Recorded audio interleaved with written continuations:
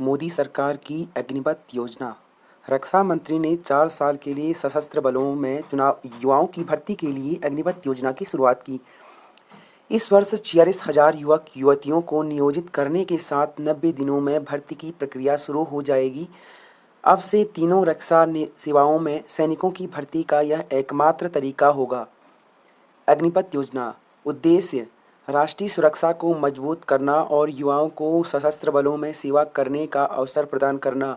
योजना के तहत रंगरूटों को अग्निवीर के रूप में जाना जाएगा। 4 साल की सेवा पूरी करने के बाद वे सशस्त्र बलों में नियमित रोजगार के लिए आवेदन कर सकते हैं। अन्य जानकारी विभागों में विभिन्न नौकरियों के लिए उन्हें दूसरों पर प्राथमिकता दी जा सकती है। योजना के लाभ। इस कदम से समय के साथ सशस्त्र बलों के कर्मियों की आयु प्रोफाइल मौजूदा 32 से 24-26 वर्ष तक कम होने की उम्मीद है। तीनों सेवाओं में नामांकन एक केंद्रीकृत ऑनलाइन प्रणाली के माध्यम से होगा, जिसमें औद्योगिक प्रशिक्षण संस्थानों और राष्ट्रीय कौशल योग्यता ढांचे जैसे मान्यता प्राप्त तकनीकी संस्थानों में विशेष रैलियां और कैंपस साक्षात्कार होंगे। मौजूदा मानदंडों के अनुसार चिकित्सा और शारीरिक फिटनेस मानकों के साथ पात्रता आयु 17.5 से 21 के बीच अखिल भारतीय सभी वर्ग के आधार पर भर्ती की जाएगी।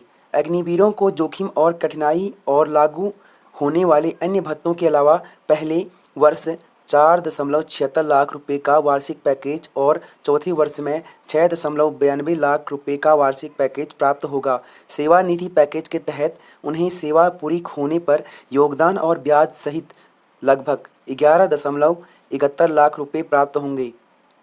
रंगरूटों को अपनी मासिक परिलब्धियों का 30% सरकार द्वारा दिए गए समान योजना के साथ सेवा निधि में देना होगा। इस योजना के तहत ग्रेजुइटी और पेंशन लाभ का कोई अधिकार नहीं होगा। हालांकि अग्निवीर को उनकी सेवा के दौरान 48 लाख रुपए का गैर अंशदायी जीवन बीमा कवर प्रदान किया जाएगा। अग्निपथ योजना की आवश्यकता।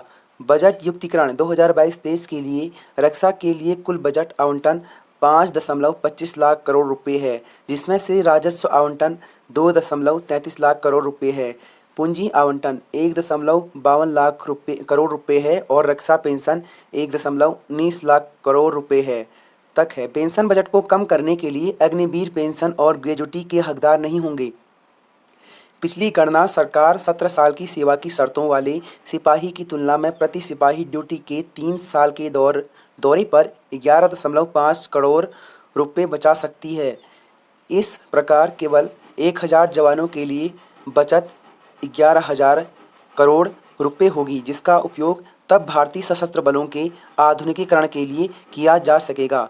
वृद्ध सशस्त्र बल 60% पुरुष 30 वर्ष से अधिक आयु के हैं। यह योजना तकनीक की समझ रखने वाले युवाओं को शामिल करेगी और सशस्त्र बलों की औसत आयु प्रोफाइल को नीचे लाएगी। आधुनिकीकरण की प्रवृत्ति। दुनिया भर में सेनाओं का आधुनिकीकरण किया जा रहा है। कर्मियों की संख्या कम की जा रही है और कौशल और लड़ाकू उपकरणों के उन्नयन में ध्यान केंद्रित किया जा रहा है। प्रीलिम्स से टेक अवे अग्निपथ योजना रक्षा बजट और योजना।